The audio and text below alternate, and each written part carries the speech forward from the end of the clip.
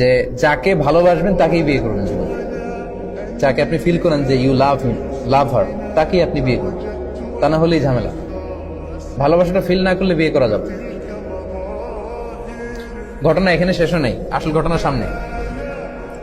যদি তোমরা কেউ কাউকে প্রপোজ করো, তখন যদি ওই মেয়ের কিছু অংশ, তার চেহারা, তার শরীর, তার দেহ সব মিলে তাকে দেখে এমন কিছু দেখে নেওয়া যায় যেটা তোমাকে তাকে বিয়ে করার প্রতি উদ্বুদ্ধ করবে, সেজন্য এটা করে। এই হাদিস শুনে জাদা আবু দাউদ উনি অতিরিক্ত বর্ণনা করেন যে কলা জাবের বলল ফা খতাবতু জারিয়াতান, এরপর একটা মেয়েকে আমি প্রপোজ করলাম, ফা কুনতু আতাখাব্বাউ লাহা, এরপর প্রপোজ করার পর থেকে আমি তার জন্য লুকিয়ে লুকিয়ে তার দেখতাম। আল্লাহ রাসূলের সাহাবী। হাত্তা রাআইতু মিনহা, এরপর আমি তার এমন কিছু দেখে নিলাম, মা দাআনি ইলা নিকাহিহা, যেটা তাকে বিয়ে করার জন্য আমাকে পাগল পারা করে দিল। মানে আমার খুব মন চাচ্ছে আমি তাকে বিয়ে করি। ফাতাযাওয়াজতুহা, অতঃপর আমি তাকে বিয়ে করি। তাহলে অনেক সময় এমন লাজুকতা কাজ করে অনেক ছেলের, মেয়ে আসছে তার দিকে তাকাইতেই পারতেছে না, সে এরকম হয়ে আসছে, লাল হয়ে গেছে, হতে পারে, এটা ভেরি সিম্পল। তখন আপনি লুকিয়ে তাকে দেখতে পারেন, মানে শালীন ওয়েতে আর কি।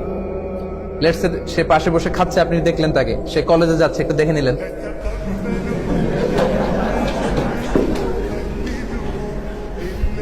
Don't take this otherwise. এখন যদি আমার এতটুকু আলোচনা কেটে কেউ ফেসবুকে দেয়,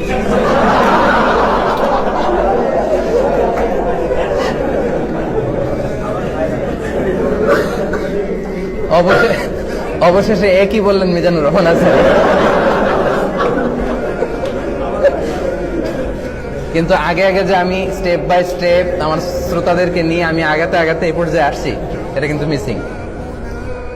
সো তাহলে যদিও কথাটা শোনা যাচ্ছে কেমন যে কি কলেজে গেলে কি টিজ করতে যাবো নাকি তাকে, না, টিজিং করার জন্য তো না। সেটা হচ্ছে আপনি তাকে বিয়ে করবেন, এজন্য তাকে দেখে নেয়া, সে যাচ্ছে, হাঁটতেছে, কথা বলতেছে, হ্যাঁ, তার কথা বলা, তার চাল চলনটা আপনি দেখে নেবেন। এমন কিছু দেখে নেবেন যাতে করে তার প্রতি আপনার ফিলিংস তৈরি হয় এবং ভালোবাসতে উদ্বুদ্ধ হন এবং বিয়ে করতে আপনি ডিসাইড করতে পারেন। এই পয়েন্টটা ক্লিয়ার না?